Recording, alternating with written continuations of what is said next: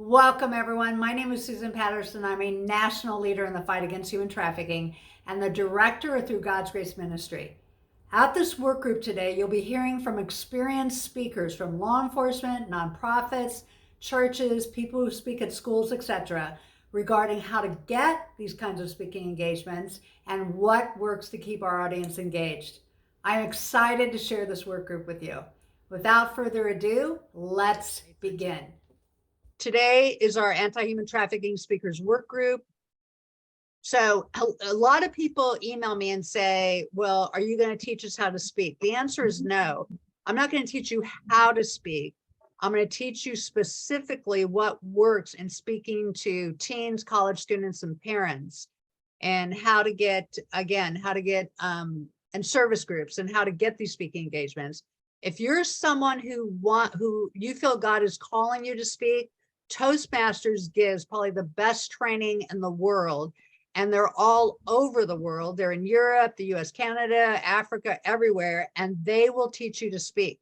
They're phenomenal. You meet as a group. I've been to them even after I've been speaking for 10 years, and they helped me be more professional in how I was speaking. So I can't say enough for them. So you should make a note if you're someone who wants to improve your speaking skills or learn how to speak, to contact them.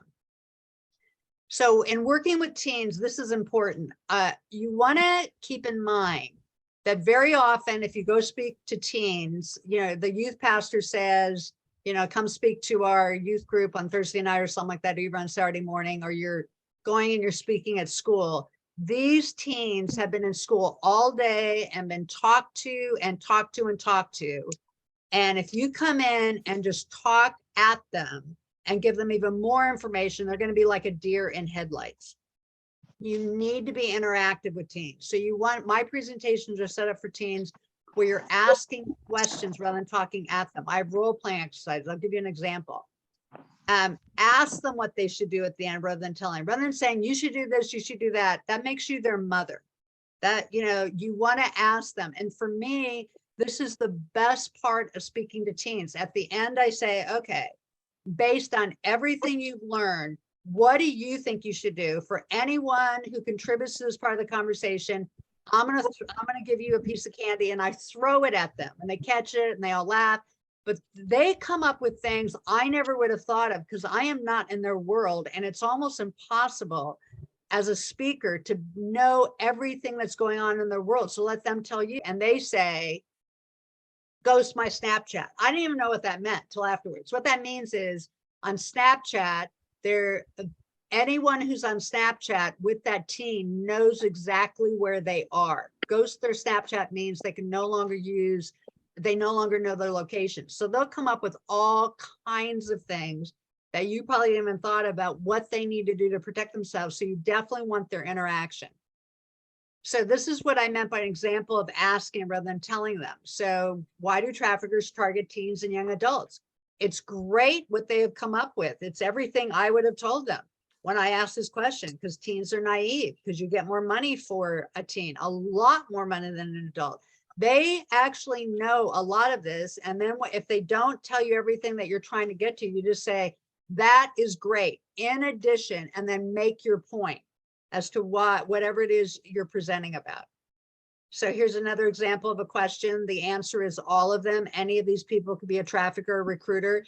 And the point I'm trying to make here is that most people think a trafficker looks like, a scuzzy looking guy, some huge, like the second guy, some mean looking gangbanger or whatever. No, we have 16-year-old boys pimping out surfers, pimping out their 15-year-old girlfriend for the money. So they need to know that anyone can be a trafficker, including the other teens they know at school who they feel comfortable with, and that they need to be careful. So here's an example of a role-playing exercise. Now, what we know from educational theory is that when you have people do something, they're far more likely to remember the content than if you tell them. So in this exercise, there's an A and a B.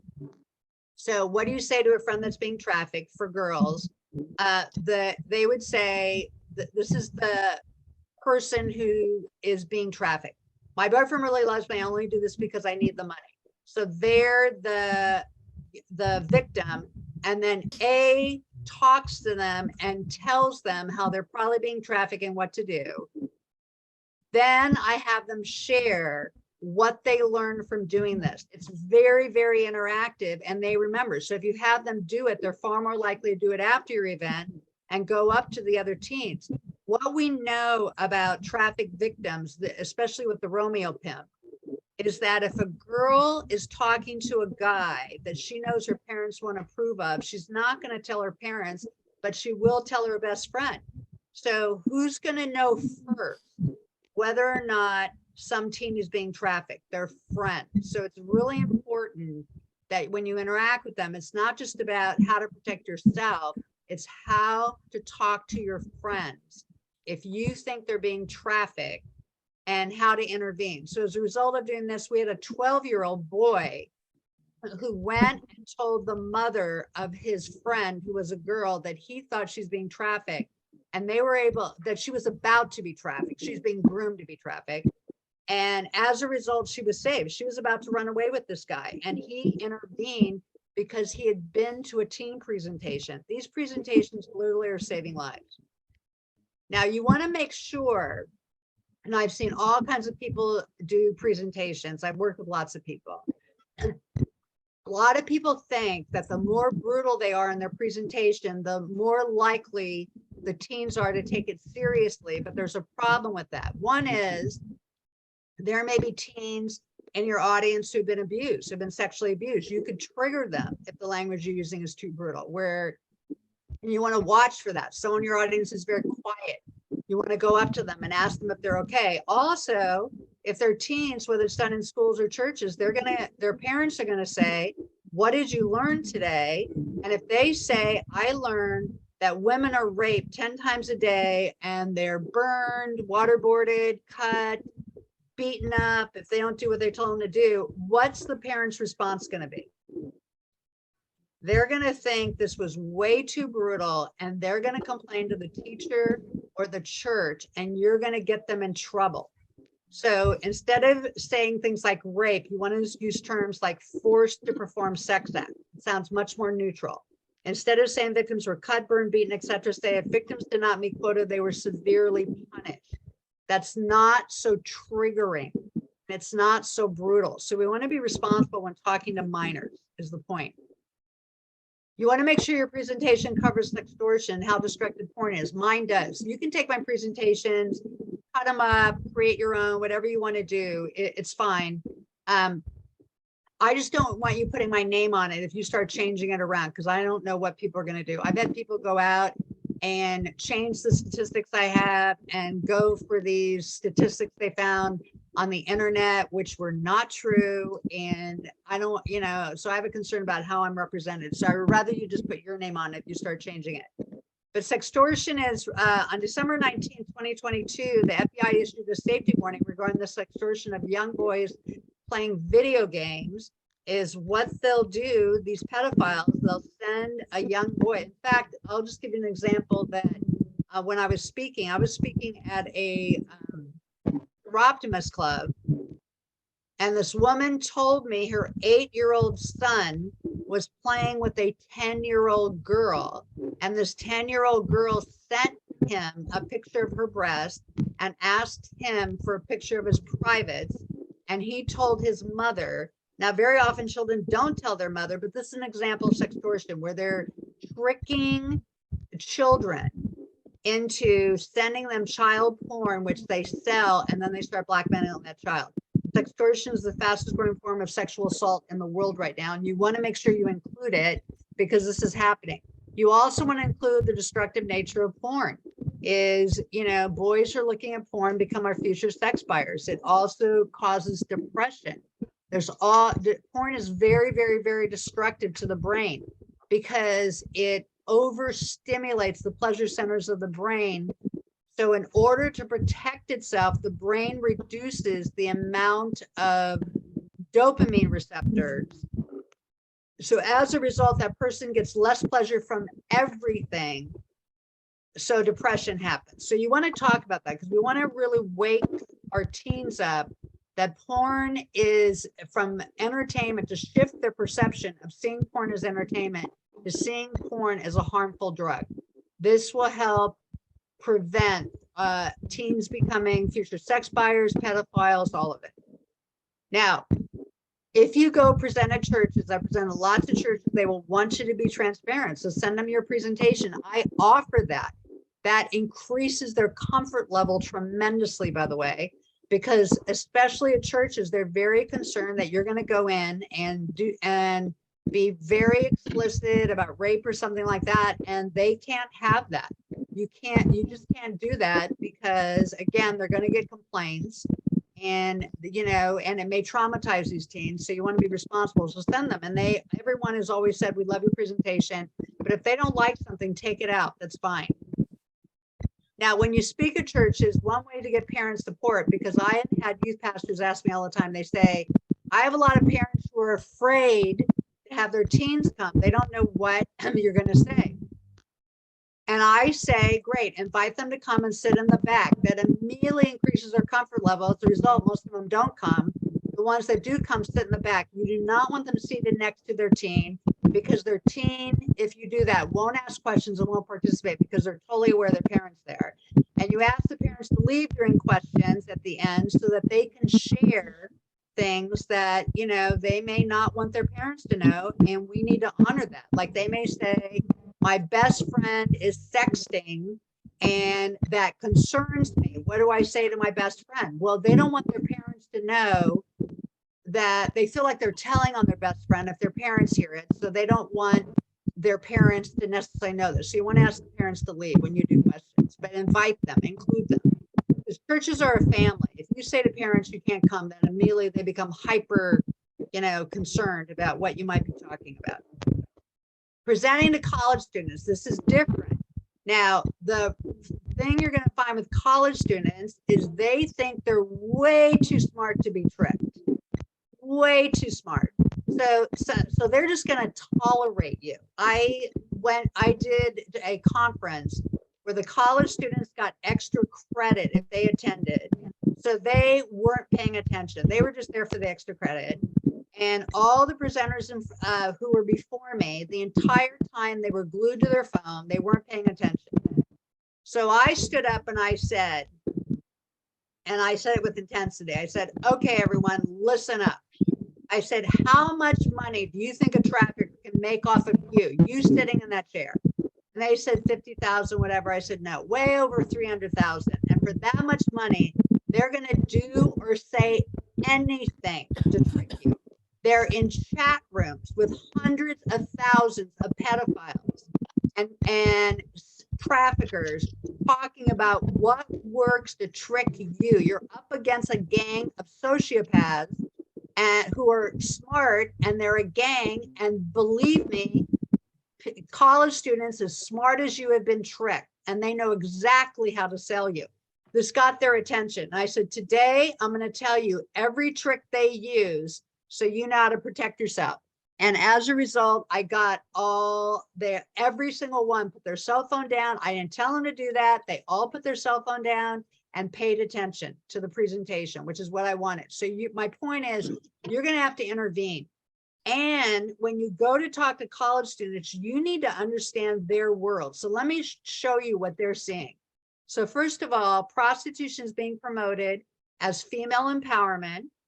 This woman in 3 years has gotten 565,000 views, 8.2 thousand likes, not one dislike, where she's promoting prostitution as sex work is one of the few ways that women have relatively easy access to upward mobility, talking about it as a job, a legitimate job. That you talk to any college students, they will tell you this is what they're hearing.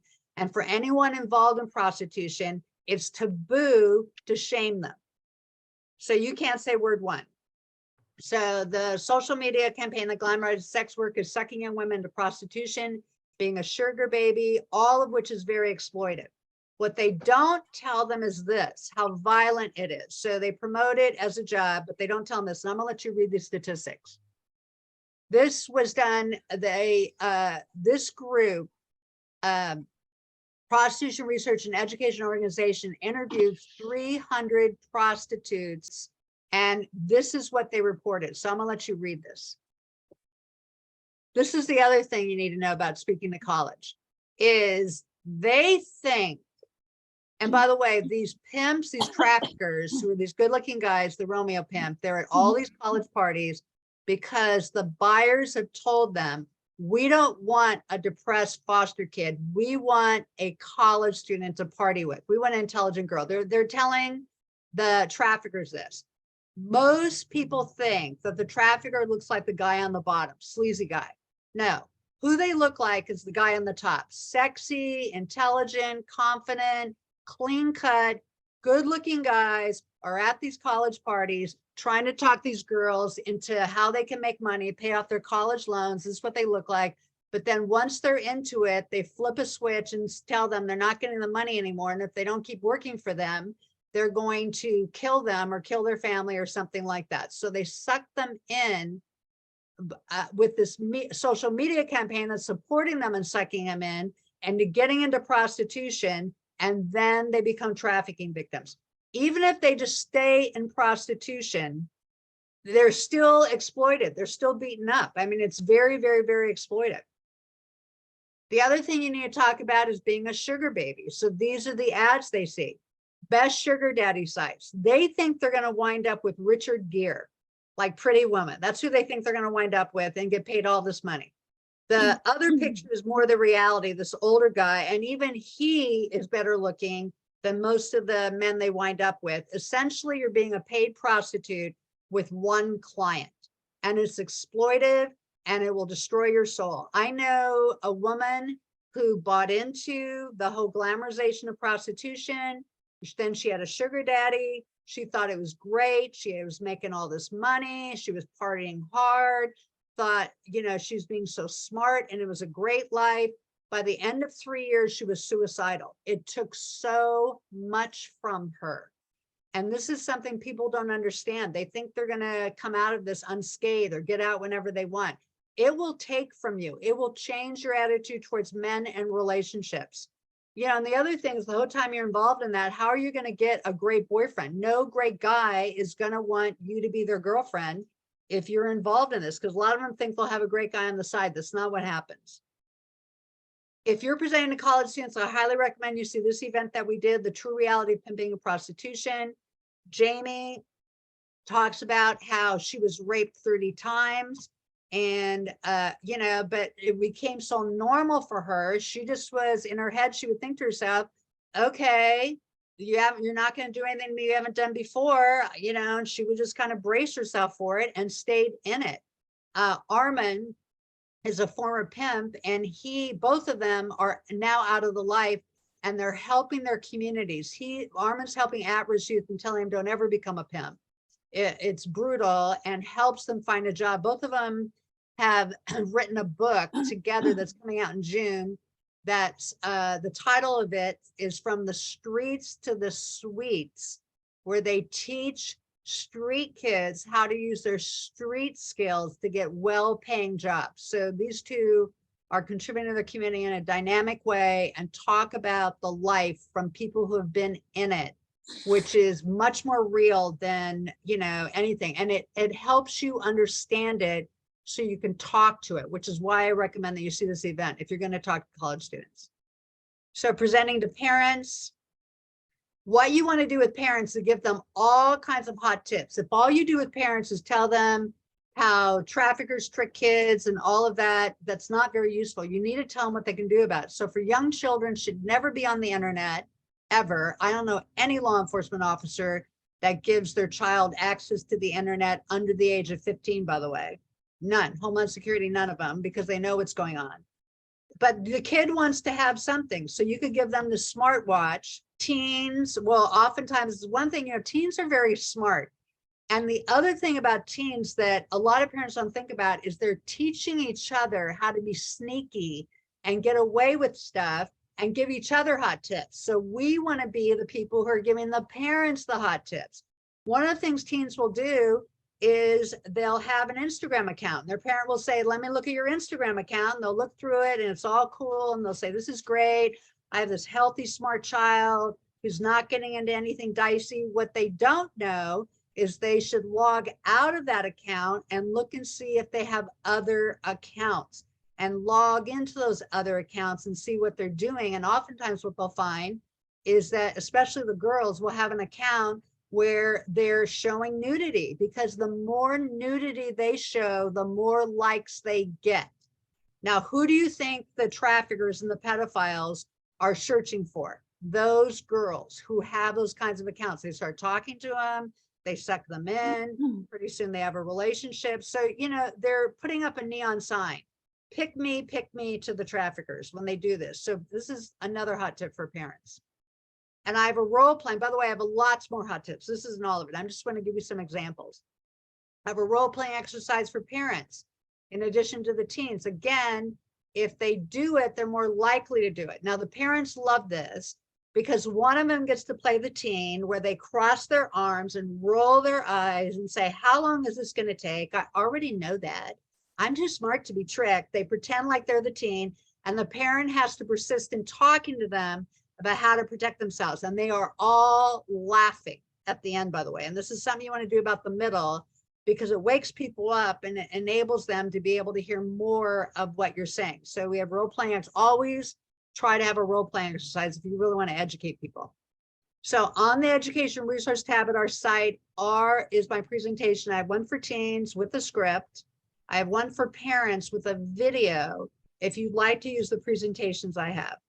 Now we're going to shift from presenting to speaking to service groups. So what I have done, and you're all welcome to do this, is once you get your presentation together and you present it a couple places where you now have referrals, you can email the service groups. All you have to do is go online and look up Seroptimus, and they'll tell you who in your city is head of that group. You email them and tell them you can speak on this. They are looking for speakers because they have meetings every month, and they want a speaker to provide the entertainment. They have a little business they do. They get everyone together, and one of the things Seroptimus does is they want to educate people on how to protect women and girls, how to build up women and girls like that. The Lions Club also is looking for human trafficking speakers. They all are.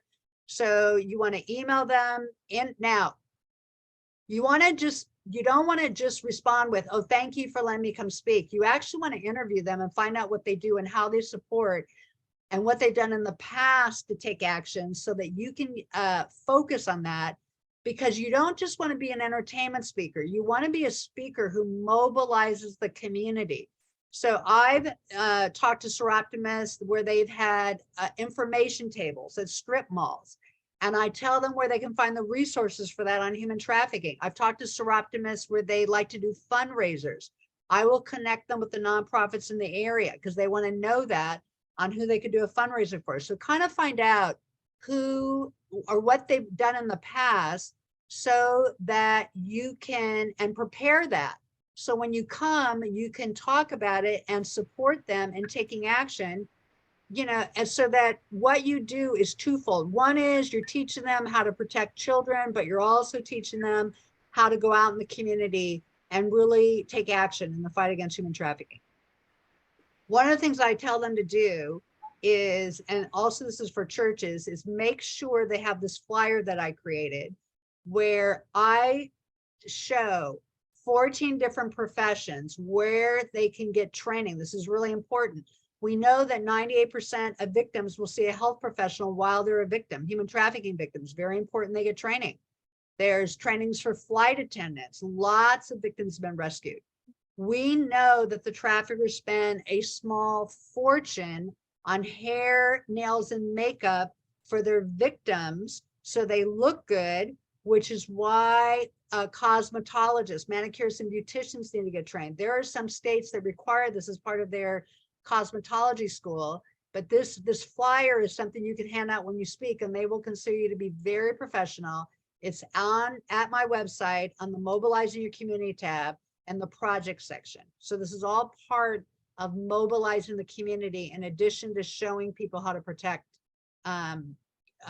teens and themselves from being trafficked. For those of you who want to speak at conferences or service clubs, or let's say you've got a pastors group you get to speak at. You're going to speak for a nonprofit. I highly recommend you watch this. It's not very long. It's about 15 minutes, dynamic speaker training for social justice issues. What it's going to teach you is how to mobilize the community. And it's at my website on the education resource tab and the speaker section. You just need to scroll down to find it. Here's another great video if you're someone who wants to mobilize the community on anti-human trafficking, the power of community engagement. Talks about all different people, what you can tell them to do, the PTA, what you can tell them to do, you know, professionals, stay-at-home moms, all of it. It talks about anyone, no matter what their station is in life or their age, what they can do to fight human trafficking, how they can take action. So you're equipped when you go in and speak. I wrote 2 books. One is How You Can Fight Human Trafficking, Over 100 Ways to Make a Difference. And the one for the church I just completed, very simple. It's 110 pages. The churches told me they did not want a thick book. They just wanted a book that told them what to do and how to do it. And what churches have told me, it's the best thing they've ever read because it equips them. They don't need all the theory. They don't need to know about, you know, the high level stuff. They just want to know, what can a youth pastor do? What can I do? How do we, you know, what actions can we take that are something we're already doing where we can incorporate anti-human trafficking efforts? So they have loved this book. So I highly recommend this. Now, I'm going to talk about how to get speaking engagements. Now, one of the things that you want to know is this: if you're going to speak at schools, they're not very receptive, as receptive to you, I should say, if you're coming from a church, because, you know, they're just concerned you're going to start trying to impose your values on their students.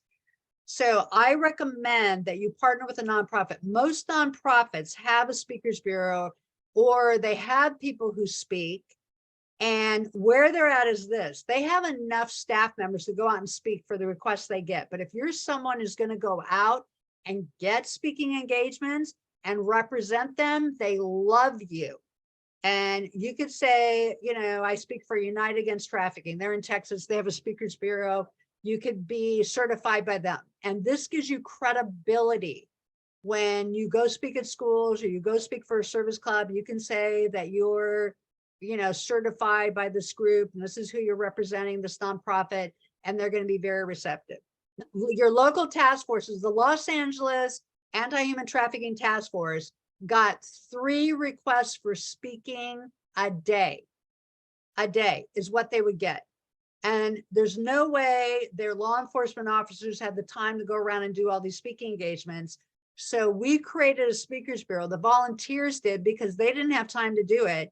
So we created it and created a presentation to have them go speak. So they would get requests from homeowners association. How do we look for trafficking?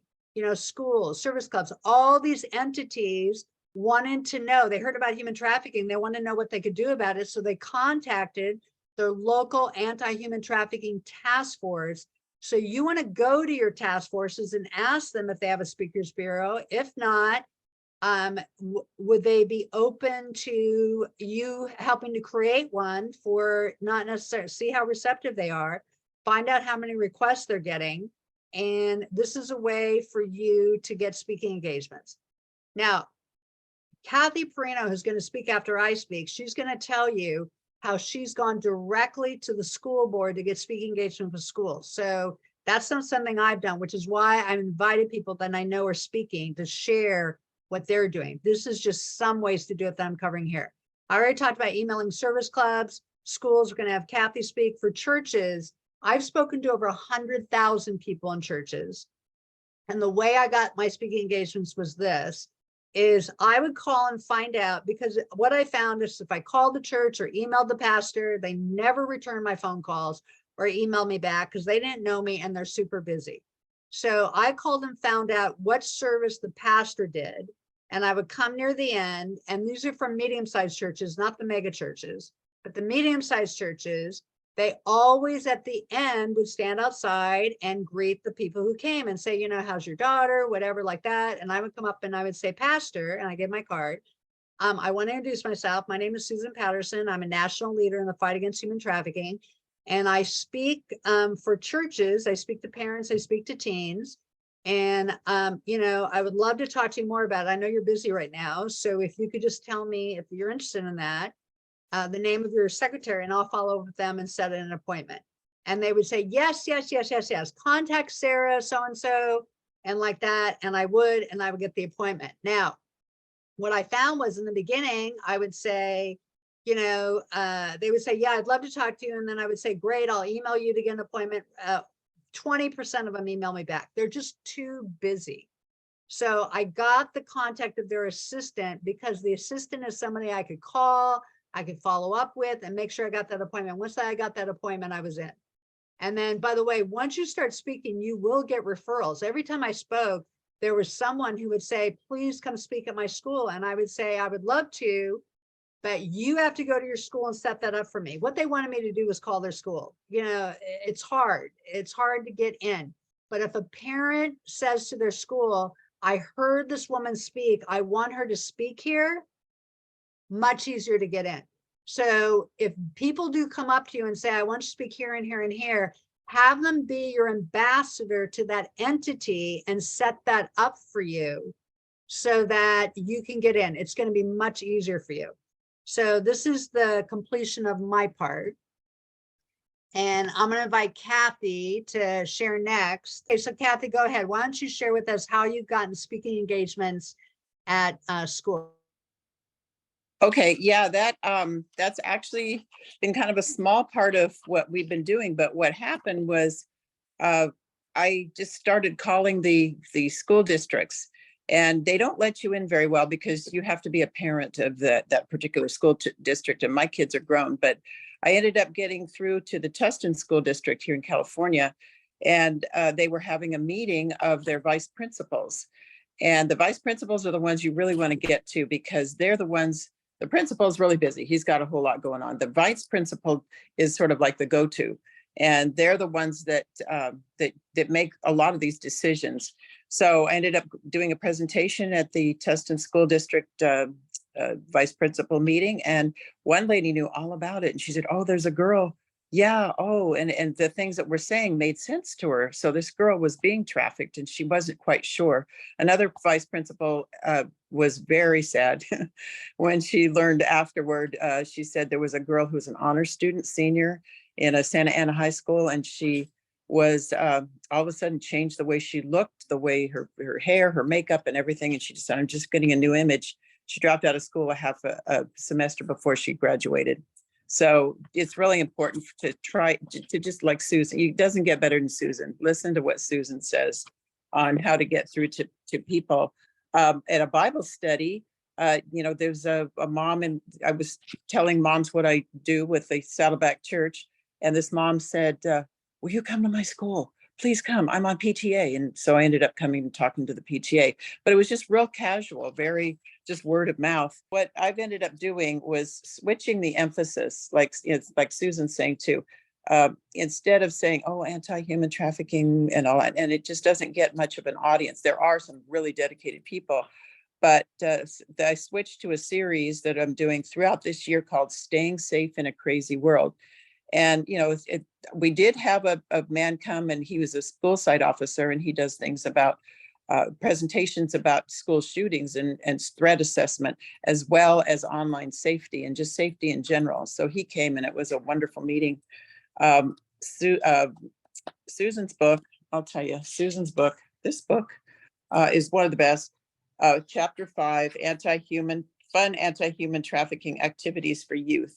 And I'll let you get the book and read it. It's awesome. Backpack stuffing and creating a skit and social media posts and things for kids to get involved in that help them feel that they're making a difference. Millionkids.org is, they put out a movie called Sextortion, The Hidden Pandemic, and it's $9.95 to rent on social media, not on social media, what's it called? Amazon. And it's wonderful. It's an hour and a half, and it shows how the investigators, how much they care and how much they really want to help these kids. And we think nothing's really being done, but underground there really are. a lot of things being done. And that movie was we showed that as the beginning of our series in September, and we ended up having 175 people show up. And then have a law enforcement connection. We've had detectives come to our meetings and say, we need your help. And we were able to help in some aftercare with some young ladies a few years back. And then he had to move on and he retired. So we don't do that at this time. But it was really, really amazing time to meet these women and get to know them. And also people who work with teens. If you get a child psychologist coming to your meeting, or a school counselor, or a social worker, or one of our leaders at Saddleback is a social worker, and those are the people that you want to connect with, because they can help you spread those connections. True stories like Susan was giving, just telling a true story, and that catches, that it's like, oh yeah, I guess this is real. The last thing that I just really have loved is the Blue campaign. It's Department of Justice, and I've gotten flyers like that are 50 pounds for free and they last me a year, and you just go on bluecampaign.org. Go ahead, Liddell. Tell us about how you've gotten speaking engagements, what you've seen works and hasn't worked when you've presented. So go ahead. Okay. First of all, Toastmasters, very good advice that Susan gave me when I was starting out doing this. I suggest it to everybody. It's a really good way to get feedback on how you're presenting. They'll tell you you're walking too much, things like that. But when I started out for the newbies, I did what at Toastmasters, there was someone who was part of a Rotary, and his job was to organize the speakers, because all these organizations, they do have people come and speak at their meetings. So he asked me to come speak, and I was thrilled. And from that, he said, there's a lot of Rotaries out there. You should go online and talk to all the other Rotaries and arrange a speaking engagement.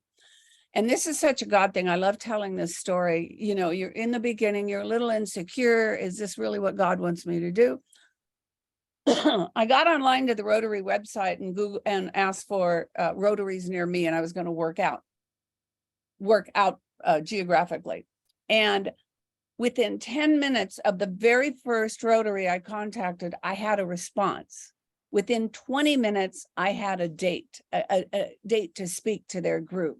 So my stomach dropped, and I just looked up at God and I said, I guess we're doing this, aren't we? It was just such a God thing. And then I continued on from there. And so I think it's important that start with the service organizations. Keep networking. I go to conferences. If I can have a table like FatherCon, I can go. I asked to have a table for my ministry, Beacon for Victims, and network and get the word out. It's kind of like you're in sales. I hate to say it. That's not biblical, but you want the world to know that you're available.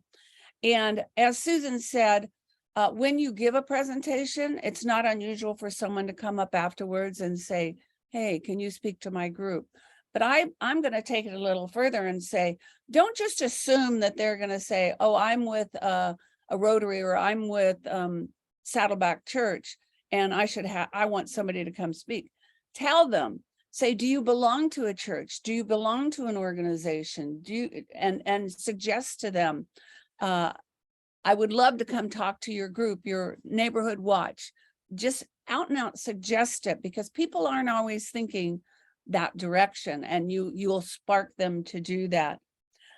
When you do get to a pastor, when you're able to connect with a pastor or a church, be patient.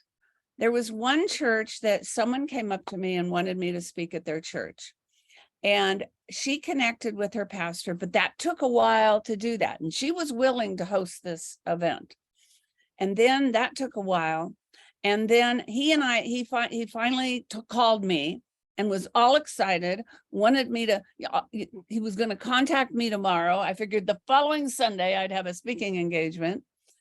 And over time, it took over a year that I finally We connected, we had a date. So be patient, keep praying, but keep stepping out in faith, because the Lord will open doors for you and you will see those doors opening. Have business cards. I have a business card. I suggest you put, because of the subject matter, I suggest you put a Google number on there. Get yourself a Google number. And it's a number that you get through Google and they can't trace it back to you, unlike your phone. And I suggest you put that on your business card, because I put that on my flyers and business cards that go out to the public, because you don't know who it's going to get to, and you want to protect yourself, not just traffickers, but just people that have your number now. One of the things that the Lord showed me was some of these organizations that go out on the street at an outreach will hand out different things to the victims. And a few that I know of, they hand out bracelets. So what I started doing was I started putting together where I would talk for maybe 20, 30 minutes. And then I would bring the supplies. And listen, I'm not a craftsperson at all. The Lord brought me a craftsperson, I mean, within a couple of days of me thinking I want to do this. And she showed us how to do that. She trained some women for me from my church. And so what I do is they want to do the bracelets, especially women's groups. Women's groups and churches want to do the bracelets because it's fun. And where can you go that somebody can tell you about an evil that we're fighting and do a service immediately after it? And so that gets my foot in the door, so to speak. And then I'm able to pass the word and tell people. So if you can think of something that maybe you can do, like that you can also, people would enjoy doing, that you can also couple with your presentations. Start out and have a presentation at your church. Talk to your leadership and say, I want to talk about human trafficking 101, just the basics, the definition, things to look out for. Talk to you have a relationship with them, and get us, even if it's a small room, and invite people to come, and so that you can speak. Just be very careful. I'm going to sound like Kathy, but listen to Susan when it comes to teens. I was struggling with getting the teens involved, and even getting my high school pastor to let me talk to their group. He still hasn't let me. But I was given advice that I'm going to pass on to you that I thought was great at the last presentation, the presentation before that Susan put together. I was saying, and I'm anti-human trafficking, so I would say human trafficking awareness.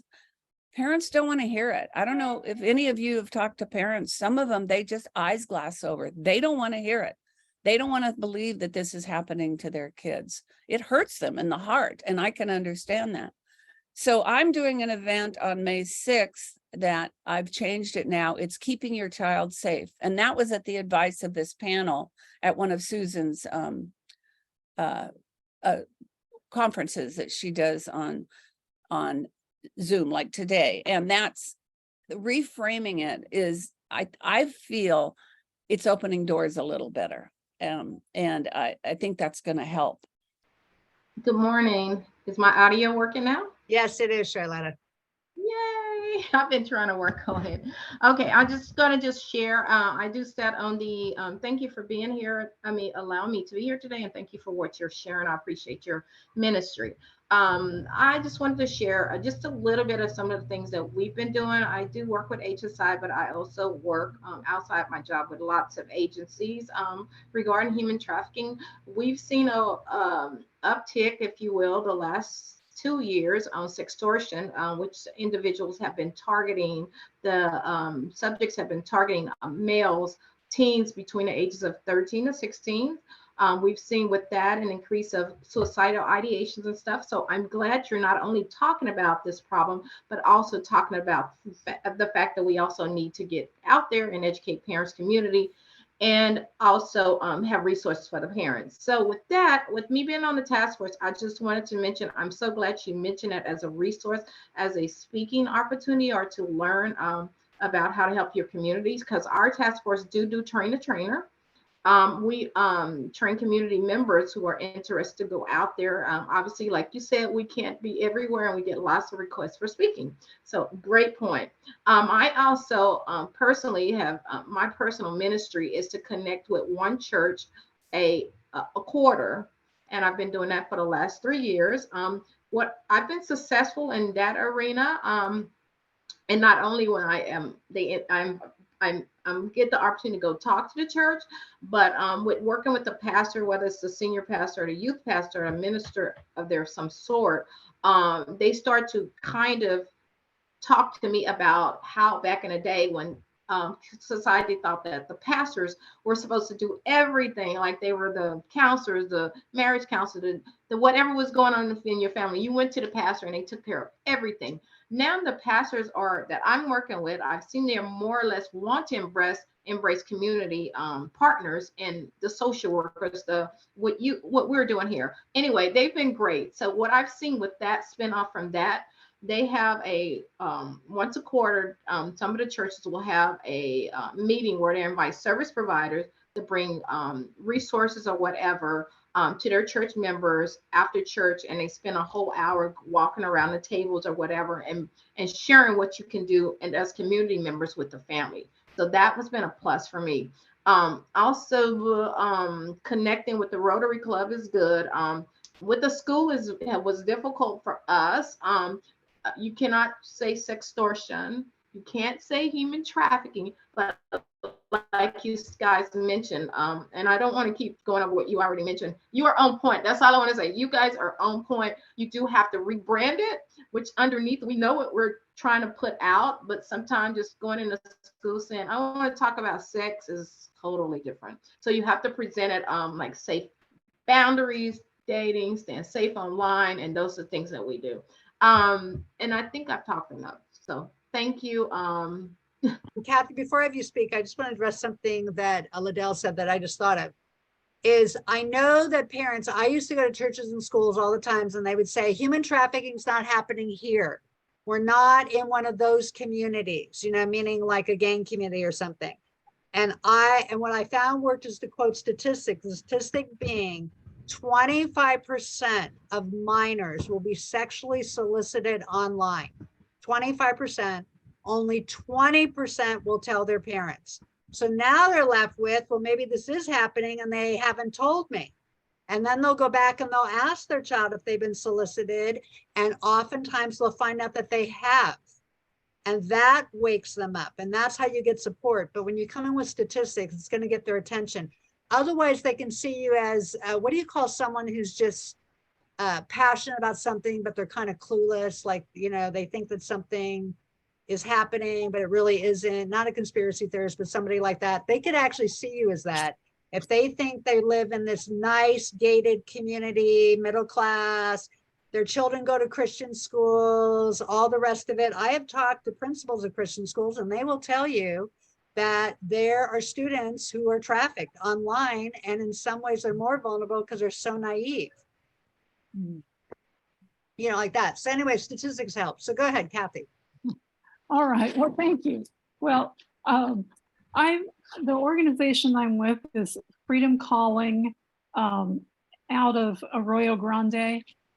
So we do an empowerment group with the high schools locally, and through that, and actually through contacts at the other, I went to a Rotary event on anti-trafficking, and there is where I met counselors and got their cards and information for doing some speaking and training. I'm new at this, so I'm still the beginnings of getting the contacts and actually doing the trainings. But it was through the schools. It's really opening up because there was established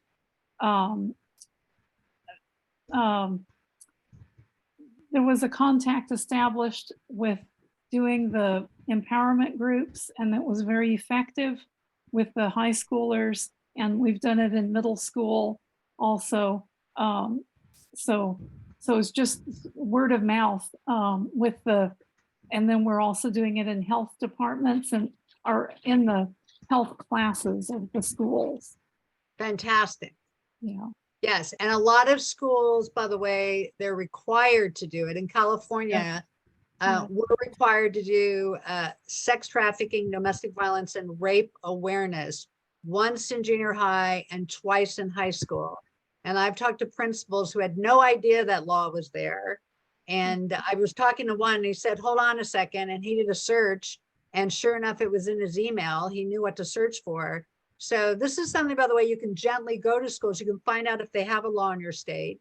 And, you know, when you do go to schools, it definitely gives you power. If you go to a board and say, there's a law that they're doing it, are you doing this? And if not, I could do it for you. And they love it, because part of the problem with these laws, at least in California, is they told them they need to do it, but they didn't give them a presentation to do. So now the teacher has to go out and put one together, which is a lot of work. And you probably have more information and knowledge than they do, because their job is to teach English. It's not necessarily to teach on the subject. So definitely we want to do that. So at this point, I'd like to open it up for questions. Does anyone have any questions of the speakers or anyone who's spoken so far? Or maybe one hot tip that you want to contribute before we close today? Hey, good morning. Can you hear me all right? Yes. Yeah, everything's been great. You know, I speak about 200 and 215 times a year. A couple of tips that got me started on that was every Monday morning, I sent out 100 to 150 emails to different types of groups and just tell them, hey, I'm available. Every Monday morning, different, and I just lambasted them with all of my information booming out. I never put a price. I'm always free. I never charge for anything, and I never mention being a preacher or a ministry, because that will automatically eliminate me from 99% of the people that I want to be in front of. And when I speak at Baylor College of Medicine, then all around the country in front of hospitals, they don't want a preacher in front of them. So I have to separate that. Even though I am a minister, I speak, even my books don't even mention that I'm a minister.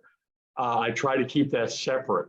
Now, if somebody asks me in the middle, and they always do, how do you get through all this abuse? I'm glad you asked. Then the door is open and I share. And you'd be shocked with how much applause or afterwards information, people come up and say, hey, Greg, I knew there was something about you. And then you can share the faith and share your business cards and talk. But I always say it's about the message, not the money. Folks, the money will come. If you stay on point of what God has called you to do, the money's not going to be an issue. I make 3 times more money speaking now than I do at Baylor College of Medicine. And I wasn't in it for the money. And when somebody says, how much do you charge? I never get an amount. Whatever your budget allows. And then I step back. And I work, I'll go to Arkansas free. Because when I go to California, they pay me $5,000 for a keynote. I'll go to someplace else for a couple $100. But it's not about the money. And I know people are trying to make a livelihood on this, but God will provide if you have the calling and the purpose and the heart to get in front of people. And then you end up getting 3 to 5 speaking engagements every time you speak. But that's just a little quick tidbits, and I'll step out, Susan. No, that was an awesome job, and keep doing the work. Thank you. That was great. I always say, this is what I found. In the beginning, I said, I don't charge. And what happened was they didn't take me seriously and they didn't work to promote it. Now I say, like he said, whatever your budget will allow. Yeah, I do ask for a donation, whatever works for you, because I mostly speak in churches. When they pay, then they promoted it. They did an announcement, at the service. They got on board with it. And sometimes they'll say, we don't pay our speakers. And you say, that's fine. That's fine. I'm still willing to come. So that's great. And I really appreciate that, Pastor Dr. Gary Williams, what you shared. That was really great. So Kevin, you had something you wanted to say? You have your hand up. Yes, thank you, Susan. This has been impactful. The information has been powerful. Thank you to all the speakers. As a retired corrections officer for 21 years here in Texas, I'm captivated by this space. I started working with the youth, a lot of mental health background, working in that field. I do have a question for Kathy Lotta. I'm interested in getting into schools and speaking and serving the youth in that arena, as I'm a speaker and a coach as well. I just want to know, are your empowerment groups on campus or off campus? Because here in the United States, more than 2 million children have at least one incarcerated parent. And of those 2 million, about 1 in 20, 1 in 28 will become justice involved before the age of 13. And so I'm really captivated. I'm looking forward to impacting the lives of our youth. And so just wanted to ask Kathy, are your empowerment groups on campus or off campus? Thank you all. Yes, they are on campus, and they are a pullout from, they set the time, and then the students, it's voluntary. They're recommended to attend, and but they're pulled out of their class, so they have to make up their work. Awesome, thank you. Thank you, Susan. Of course. Go ahead. Anyone else have a tip they want to contribute or a question? Good morning. Good morning, Cecilia. I'm Cecilia, and this has just been excellent information. I am a retired crime prevention officer. I retired two years ago after 30 years with the department. And so this question can be for any of the speakers. What do you recommend for the challenge of the length of your presentations? Because many times, especially with service groups, they may tell you, well, I want 15, 20 minutes. And there's so much information that you can give. So what do you suggest in overcoming that challenge to get the best information out in a short time period? What I do, Cecilia, is I take what's critical in my presentation, and then I put the rest on a flyer. Okay, good. So what happens is I present and they go, wow, this is great. I had no idea this was so big or whatever. I need to know more, and I'll pass out the flyer, and then they get the rest of it. Plus, I have a website where I have all kinds of resources, and you're more than welcome to refer people to my website, and on your flyers, that you create. Excellent. Thank you very much. You're very welcome. Anyone else have a question or a comment? Good morning, Susan. How are you? This is Angel. First, let me say who I am. So hi, everybody. I'm Angel Magallanes. I am the coordinator, human trafficking and CSEC coordinator for the County of San Bernardino. Me and Susan work together on so many different things. She's fantastic. And I'm really grateful that she created the space. A lot of great ideas, a lot of great suggestions. So I really am commending that. A couple of quick suggestions. One of the things is I really am not surprised that a lot of you are struggling with the schools. I am, with the county, and we knock on doors and they rarely get opened. But one of the things that I do in my approach is I always say, hey, I just want to have a conversation. Can I have a brief conversation? I never say that I want to present. I never say I want to teach. I never say I want to train. I always say, hey, I just need to come in and have, give me an hour, and I just need to have a conversation with asking your staff, what is it that they know? And I would want to learn from them. I want them to learn from me. So my approach has always been this kind of, let me have a conversation. I don't want to come in and like you said, preach the human trafficking element. When it comes to young folks, we just did a probation had their independent living program, big fair just a couple of weeks ago. And so what we did is we created a toxic relationships, what a healthy relationship and a toxic relationship looks like. And then we weaved in at about mid-presentation about what it is to have a toxic relationship, and we put in a video. And then I also have the youth engaged. When I have my slides up, I have the youth read the slides. So you're right on, Susan, when you talk about having your young folks participate. So I let them kind of run the presentation in the beginning. It gets their buy-in, it gets their interest, you know, amongst asking questions. So I have them read when it has, you know, I have the healthy relationship bullet points up, or I have the toxic relationship bullet points up. I have them read them to the group, and that gets them engaged. And then, you know, we move forward. So any way that you can engage them in the process or help them lead the meeting, even ask for volunteers. Hey, do you want to help me present today? Getting them engaged and hearing from their peers really, really works.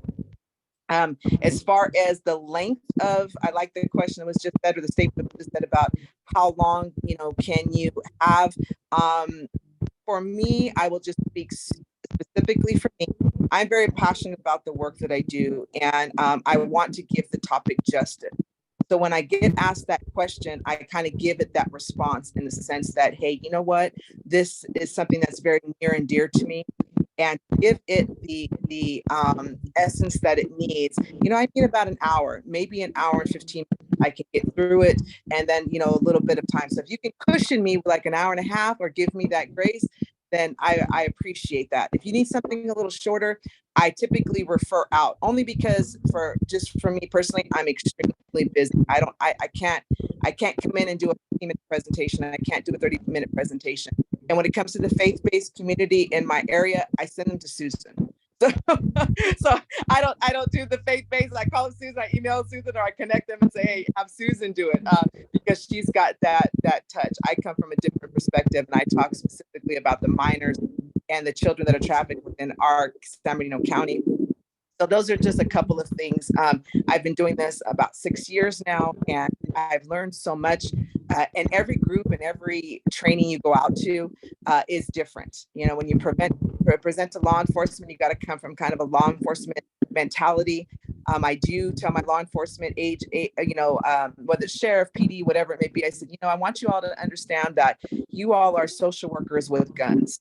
You see people at their worst, you see people at their best. I have to give them, because I am a social worker, I'm employed by the Department of Children and Family Services, so I have to come from that perspective. And so I teach to them in that way. And then when I do medical professionals, I have to kind of turn my focus around that. So you really have to be, you know, a chameleon in the sense that you have to, you know, alter who you're speaking to, and your presentations really need to be geared towards that audience. So it's just changing a slide, changing your verbiage, having a few examples, and that all comes with experience. So don't ever not take on that challenge, because as you develop your speaking ability, those little gifts will come to you. They will come to you. You'll learn those little things. And when you see other people's presentations, you know, just, I don't say steal, but I say borrow that information, and then use it to implement within yourselves when you're training. So, you know, watching other people, you can definitely pick up things and just borrow it, and just say, you know, I really like the way you said that. I really like the way you did that. And for me, you know, I don't have to go out and, you know, if I did this privately, which of course would be my dream eventually someday, because I would love to do this, you know, outside of my job, I don't have the ability to, you know, actually go out and solicit and try to get speaking engagements, because I'm overwhelmed by the amount of engagement I get just from within our county. So I speak to faith-based, I speak in the schools, I speak, you know, to youth groups, I speak, you know, all kinds of places. And I have ongoing trainings that I do with a multitude of colleges, agencies, so forth. So as far as you all coming up in this realm, you know, really just approach it in the sense that, you know, I really want to have a conversation with you about something that is passionate, and the people that I speak to really need to know. And that's kind of my best tidbit. Anything else, Susan, you want me to cover in regards that? One thing I love about Angel, she's such an encourager, and we all need encouragement. So, I mean, this is really, really great. And by the way, this is something I plan on doing once a year, because as speakers, we're oftentimes alone out there doing our thing, so to speak. And it really helps to connect with other speakers and get encouragement and find out, you know, what people are doing and like that. But yeah, and Angel's an example of heading up a county agency and getting a lot of requests. So fine, if you are having a difficult time getting speaking engagements, you want to speak, see if you can connect to an agency like this in your county, and see if they need speakers, and because they may want the help. So Absolutely, Susan, you're right on with that. Thank you for saying that. She's right on, y'all, that if you have, the county agencies are always looking for great speakers. So nail on the head with that one. Absolutely. Yeah, they just want to vet you and they may want to give you presentations to make sure you're representing them correctly and you like that. So that's fine. So with that, I just want to thank everyone for being here. I want you to know the speakers are the real heroes and heroines in this fight against human trafficking. You're on the front lines. I want you to know that you are saving lives. You're saving. I have yet to do a team presentation and not have some team walk up to me and share with me that they were being groomed by somebody or something. And as a result of the talk, they cut off that person. You are literally saving lives out there. So don't get discouraged. Keep putting yourself out there. You know, they may not say yes the first time. Just be persistent and you will be able to do what it is God's calling you to do, which is speak. So thank you very much for being here. Have an awesome day. Thank you.